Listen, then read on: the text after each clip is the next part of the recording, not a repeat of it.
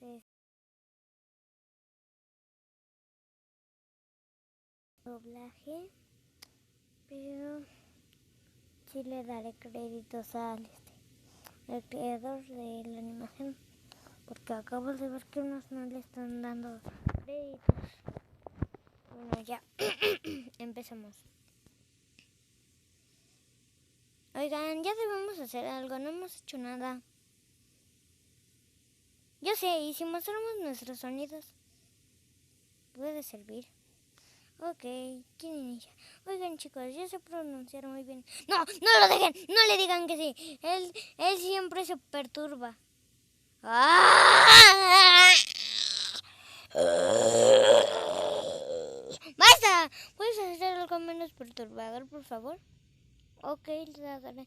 Oigan, chicos, miren. Oye, ¿qué tienes? ¿Tienes piojos en el cabello? Sí, sí lo tienes. Que no tengo piojos, así suena. ¿Qué? ¿Por qué? Pues porque el creador me lo puso así.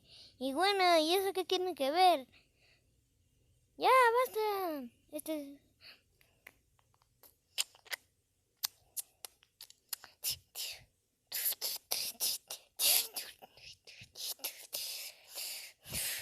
Bueno, oigan, chicos, encontré este sombrero.